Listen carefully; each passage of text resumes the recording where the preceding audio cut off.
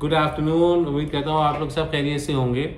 Last vlog में हमने बताया था कि हमने प्रिंसली ट्रैवल ज्वाइन कर ली थी और कैसे ज्वाइन की थी ये भी आपको मेरे पिछले व्लॉग में पार्ट 10 में पता चल जाएगा कि किस तरह से हमें वहाँ का रेफरेंस मिला, हमने कैसे ज्वाइन की प्रिंसली ट्रैवल। प्रिंसली ट्रैवल में ज्वाइन करने के बाद जो हमारा पहला दिन था उसमें हमें मिसेस शाला अली ख़ान थी, बड़ा हाईली प्रोफाइल मोहतरमा थी वो, और उनके साथ हमें बिठा दिया गया, हमें उनका असिस्टेंट बना करके, और उन्होंने ताबड़ तोड़ हमले किए हमारे ऊपर। हम बिल्कुल नए आए थे। कुवैत की ट्रैवल की मार्केट डिफरेंट थी और पाकिस्तान की travel market was totally different, बड़ी मतलब वास्ट थी। वहाँ पे तो फिर पॉइंट टू पॉइंट टिकट्स आपने भेज दिए, जो एक्सपर्ट्स होते थे वो आते थे, मतलब Kuwait Delhi, Kuwait Coimbatore, Kuwait Karachi, Kuwait Islamabad, Kuwait, इस तरह की टिकट बना करते थे।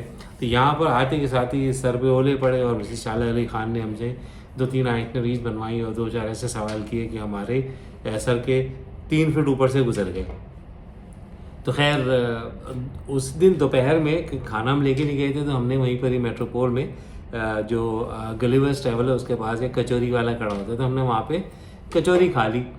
तो कचौरी खाने के बाद जब हम घर आए हैं तो हमारी तबीयत ख़राब हो गई, तो दूसरे दिन हम ऑफिस नहीं जा सके, इतनी मतलब डायरिया टाइप की कोई चीज़ हो गई थी। तो वहाँ पे लोगों ने ये सब समझा कि ये बच्चा जो है ना ये डर गया है और ये मिसेस शाला अली ख़ान ने ठीक ठाक इसको डोज दे दी, तो इसलिए ये नहीं आया है। खैर तीसरे दिन हम फिर पहुँच गए ढीरों की तरह और काम करना शुरू कर दिया। खैर फिर हमें नीचे ट्रांसफ़र कर दिया गया। वहाँ पे जो जाफ़र अली साहब थे उन्होंने हमें काफ़ी सपोर्ट किया। उन्होंने हमें मैं तो बिल्कुल टॉडलर की तरह गया था पाकिस्तान की ट्रैवल इंडस्ट्री में, तो मुझे पता ही नहीं था कि क्या होता है क्या है। तो उन्होंने लोगों से मिलवा दिया हमें। फिर पहले 2-3 दिन हम ऊपर एक मेज़नाइन फ्लोर होता था, तो वहाँ पर हम बैठे, मिस शाला अली ख़ान वहीं बैठती थी।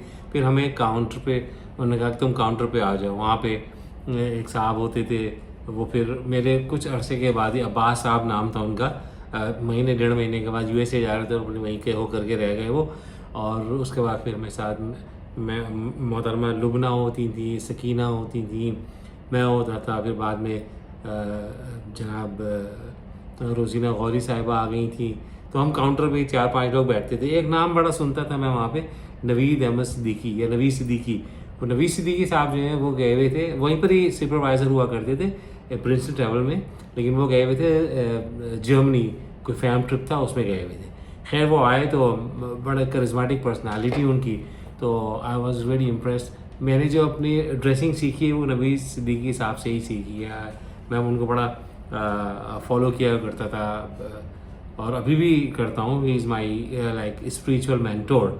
अगर किसी को मैं मैंटोर समझता हूँ तो वो नवीद सिद्दीकी साहब को समझता हूँ। खैर ये हो गई बात, और उसके बाद सिलसिला चलता रहा। वहाँ पे बहुत ज़बरदस्त लोग भी थे। आरिफ भाई, हम आरिफ बा के नाम से उनको आवाज़ें देते थे, और इतने फुर्तीले थे वो काम में कि बस पी फॉर्म भी बनवाना है तो ये भी करवाना है तो वो भी करवाना है, सारे स्टेट बैंक के काम आरिफ बा किया करते थे। शकील भाई थे, निहाल अंसारी भाई थे हमारे, ये सब ने काफ़ी सपोर्ट किया। बहुत ही एक फैमिली की तरह प्रिंसली में हमने साल भर गुजारा है। और CFO जो थे फजल महमूद साहब, वो बहुत ही शफीक इंसान थे, उन्होंने भी काफ़ी सपोर्ट किया हमें।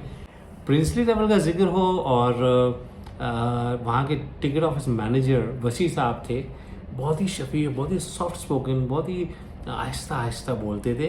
अपने ज़माने में काफ़ी सीज़न रहे होंगे वो, लेकिन 3-4 महीने तक उन्होंने सिर्फ साथ दिया हमारा प्रिंसली ट्रैवल में। उसके बाद वो छोड़ करके चले गए थे। उनसे मेरी 4-5 महीने के बाद शायद मुलाकात हुई थी। वो यूसुफ प्लाजा में कोई एक जगह थी उनके पास अपनी, तो वहाँ पर उन्होंने मेडिकल स्टोर कर लिया था, तो वहाँ पर ही बैठते थे। वो एजड भी हो गए थे। उनके बाद आए थे रियाज नकवी साहब। रियाज नकवी साहब जो है ना वो बड़ी मशहूर शख्सियत रहे पाकिस्तान ट्रैवल इंडस्ट्री में, और मेरा उनसे काफ़ी गहरा ताल्लुक़ रहा। उनसे बहुत सीखा मैंने रियाज नकवी साहब से, और अभी भी मेरी मुलाकात होती है उनसे, तो मैं बहुत शुक्रिया अदा करता हूँ उनका कि रियाज भाई आपने वाकई में काफ़ी सपोर्ट किया मुझे जब हम प्रिंसली ट्रैवल में जितने अरसे रहे। वो भी टिकट ऑफिस मैनेजर थे, वसी साहब की जगह आकर के बैठे थे रियाज भाई। तो रियाज भाई फिर बाद में जब शाहीन एयर बनी है ना, तो फिर शाहीन एयर के जो मेन पोस्ट होती हैं, वन ऑफ द पोस्ट उनके पास थी। एक साहब थे अकील साहब, वो अकाउंट्स इंचार्ज थे आई बिलीव। तो उनसे जब मेरी बात हुई तो उन्होंने मुझे कहा कि मसूद रिजवी, तुम जो हो ना यहाँ पे 3 साल काम करते रहोगे तो इतनी ही सैलरी रहेगी। मैंने 2,500 रुपये में ज्वाइन किया था और मैंने उनसे कहा कि अकील भाई 1 साल के अंदर आपको डबल सैलरी करके दिखाऊंगा मैं। तो खैर ये उससे मेरा चैलेंज हो गया था और प्रिंसली ट्रैवल में ये सारा सिलसिला कुछ साल भर चलता रहा मेरा।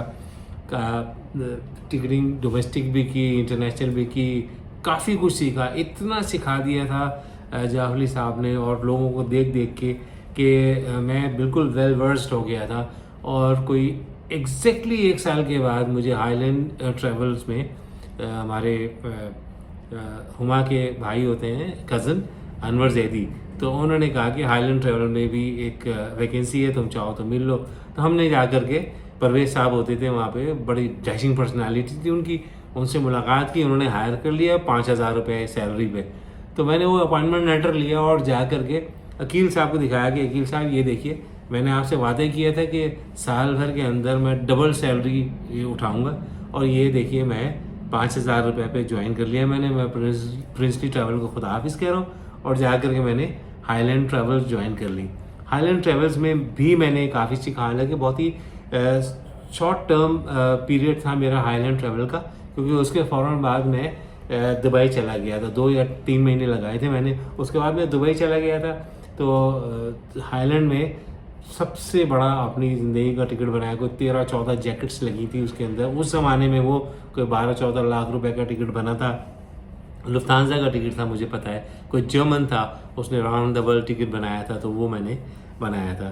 प्रिंसली ट्रैवल का जिक्र होता है ना, तो मुझे याद आती है आगा खान यूनिवर्सिटी की। आगा खान यूनिवर्सिटी एंड हॉस्पिटल की जो जितनी भी टिकटिंग होती थी वो मेरे ज़िम्मे लगा दी गई थी। और उसमें होते थे लाका साहब, उस ज़माने में उसके डीएन हुआ करते थे या प्रेसिडेंट हुआ करते थे। तो तुफ़ैल अकबर साहब बहुत ही शफीक इंसान, मेरे उस्तादों में से हैं। उन्होंने मुझे काफ़ी सिखाया। एक दफ़ा लाका साहब का टिकट बनने के लिए आया तो उनकी टिकटिंग 2 जगह से होती थी, एक अमेरिकन एक्सप्रेस से होती थी और एक प्रिंसली ट्रैवल से होती थी। तो क्योंकि अमेरिकन एक्सप्रेस में तो सारे गुरखे बैठे हुए थे, सारे मतलब एक्सपर्ट्स बैठे हुए थे, शमसी साहब, नूर मोहम्मद और ये सारे लोग चला रहे थे अमेरिकन एक्सप्रेस को। तो मुझे याद है कि तुफैल भाई ने ला करके मुझे एक टिकट दिया। उन्होंने कहा कि देख इस तरह का टिकट है, ये एग्जैक्टली छाप दे और ये फेयरवेल लिख दे उसके अंदर, तो मैं तुम्हारे यहाँ से टिकट लूँगा ये। तो मैंने वही किया कि वो लुफ्तांसा का टिकट था, वो मैंने उसको इसी तरह एग्जैक्टली छापा और टिकट फेयरवेल लिख करके जो भी था वो बना करके उनको दे दिया, वो लेके चले गए। आपका जिक्र प्रिंसली ट्रैवल का हो और ट्रैवल का जिक्र हो और आपका जिक्र नहीं हो तो तुफैल अकबर साहब, तो ऐसा हो नहीं सकता।